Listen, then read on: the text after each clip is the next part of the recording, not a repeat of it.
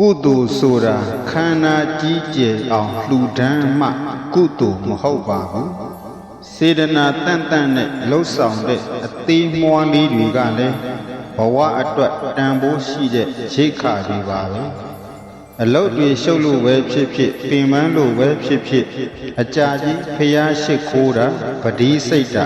ပဋ္ဌာန်းရွတ်တာမျိုးတွေမလုံနိုင်သေးရင်တောင်မှတချို့ကုသိုလ်လေးတွေကတော့လွယ်ကူရိုးရှင်းစွာနဲ့လည်းရရှိနိုင်ပါတယ်နံပါတ်1တောက်တော်ရေချမ်းကတ်လှူခြင်းအခုလိုပူအိုက်တဲ့ရာသီမှာမြတ်စွာဘုရားရှင်ကိုရည်မှန်းပြီးတောက်တော်ရေချမ်းကိုမနေ့တစ်ကြိမ်ညတစ်ကြိမ်အမြဲအေးမြနေအောင်လဲလှယ်ပေးပါမိမိကိုယ်တိုင်လည်းစိတ်အေးချမ်းသလိုကိုယ်တူလည်းထူးပါတယ်နံပါတ်2ဖယားပန်းရည်လဲလှယ်ခြင်းအခုလိုနွေရာသီပူပြင်းတဲ့အချိန်မှာဖယားပန်းတွေလည်းညှိုးနွမ်းလွယ်ပါတယ်ဒါကြောင့်ပန်းအိုးထဲကရေကိုမကြာခဏလဲပေးပြီးပန်းလေးတွေလန်းဆန်းနေအောင်ဂရုစိုက်ခြင်းကလည်း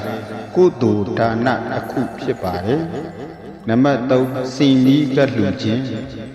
ညနေခင်းတွေဆိုရင်ဖျားစဉ်မှာဖျောင်းတိုင်စီမီလေးထုံးညှီးပြီးအေးချမ်းတဲ့အလင်းရောင်လေးကိုခံစားကြည့်ပါစိတ်ညစ်ညူးမှုတွေပြေပြောက်သွားစေပါတယ်နံပါတ်4တိမ်မွေးတဲ့ဂါရဝပြုခြင်းဖျားစဉ်ရှိဖြတ်သွားတိုင်းလက်အုပ်ချီပြီး